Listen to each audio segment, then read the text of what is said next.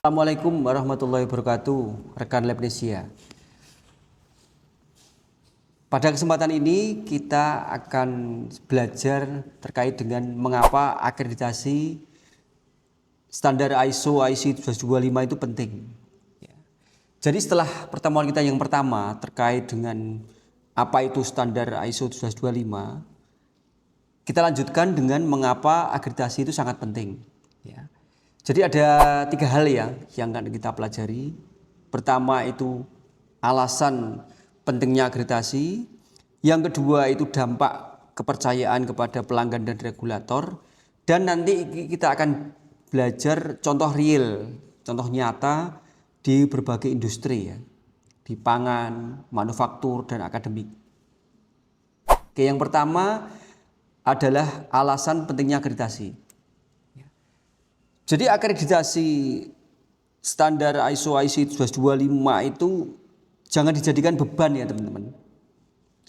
Tapi dijadikan sebagai sebuah tool investasi yang nanti akan memberikan impact yang nyata untuk laboratorium. Yang pertama, akreditasi itu adalah bukti kompetensi yang objektif karena dia dikeluarkan oleh lembaga yang independen yaitu Komite Akreditasi Nasional. Jadi ini bukan sekedar kita klaim semata, tapi benar-benar bukti otentik Bukti otentik yang bisa kita verifikasi. Yang kedua, dengan kita terakreditasi itu bisa mengurangi resiko dan kegagalan. Jadi ini contoh di industri-industri pangan itu dengan kita memberikan hasil uji yang valid itu kecil kemungkinan kita memberikan data yang salah. Kita memperkecil kemungkinan kita melakukan recall atau penarikan produk, hingga kecil kemungkinan kita mendapatkan tuntutan hukum. Kemudian yang ketiga terkait dengan investasi di laboratorium itu adalah kita akhirnya mendapatkan pengakuan global. Jadi COA dari laboratorium kita itu diterima di negara manapun. Karena semua negara di dunia sudah sepakat itu untuk menerima hasil pengujian yang dikeluarkan oleh laboratorium yang telah terakreditasi standar ISO IC 12425. Kemudian yang keempat, investasi di laboratorium itu bisa meningkatkan budaya organisasi. Jadi organisasi kita lebih sehat, kita sering melakukan peningkatan berkelanjutan atau improvement, kita melakukan analisa resiko, Jadi semuanya terjaga dengan baik Kemudian akreditasi laboratorium standar ISO IC 12425 itu ada enggak dampak kepercayaan kepada pelanggan atau regulator?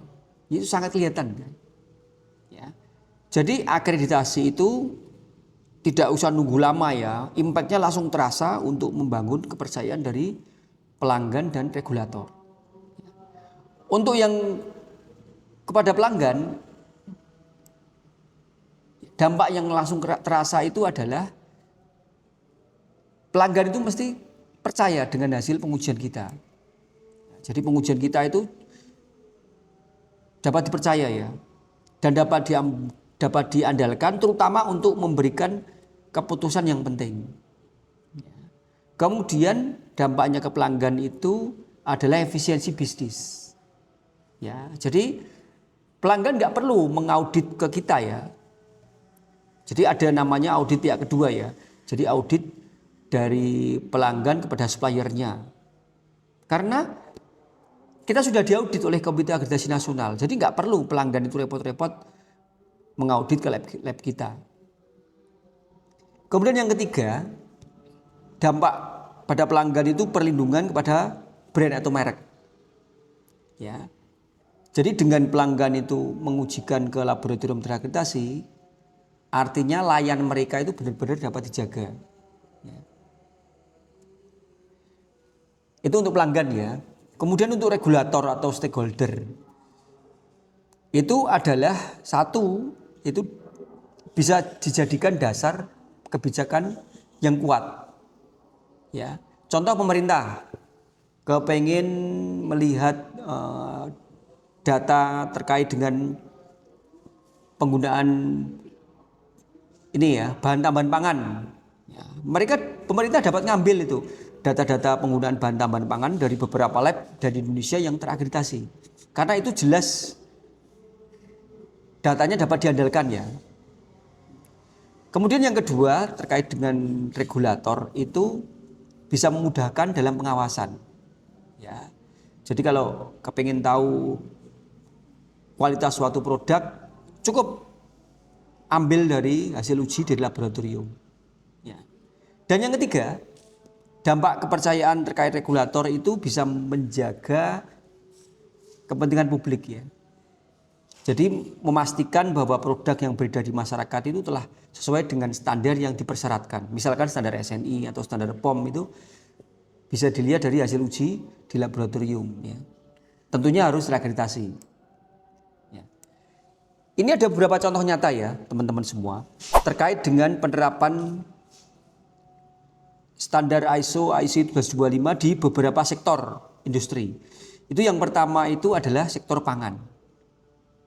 Contoh ya, sebuah perusahaan A itu kepengen ekspor udang segar atau udang beku ke Uni Eropa. Ya.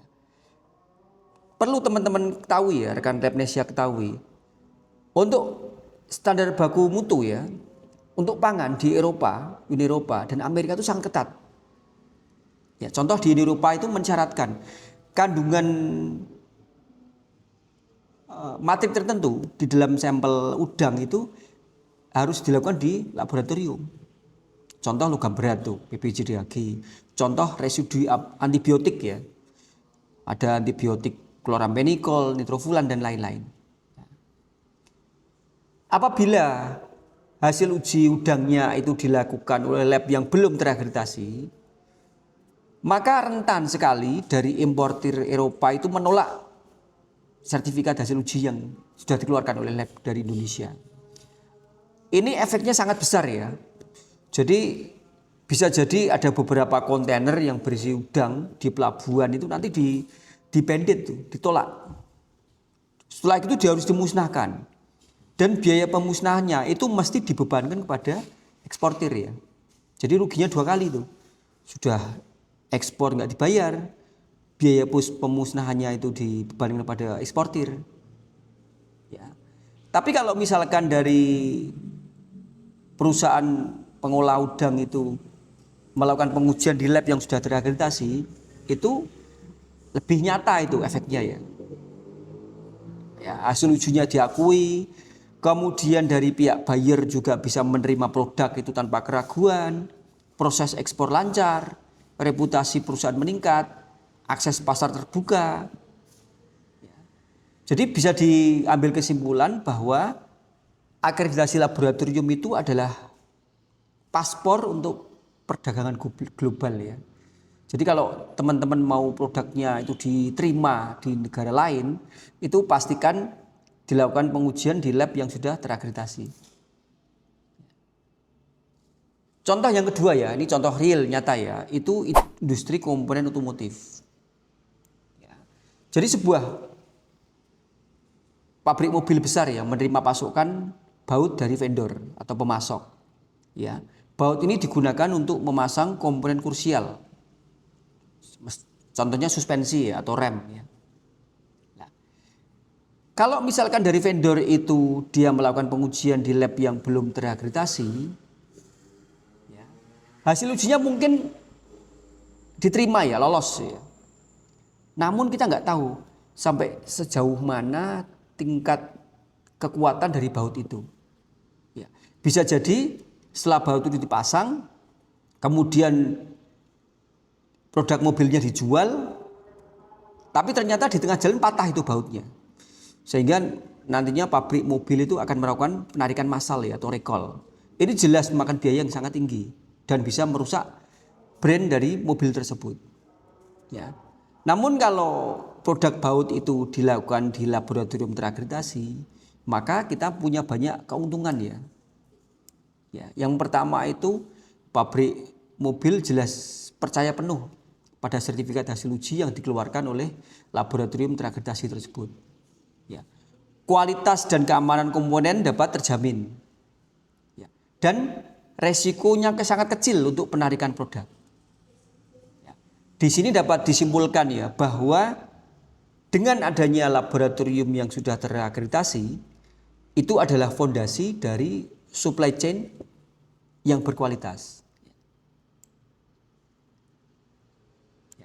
Jadi dapat disimpulkan ya teman-teman semua, bahwa akreditasi itu jangan dijadikan sebagai beban, jangan dijadikan sebagai sumber biaya, tapi mindsetnya sebagai sumber investasi.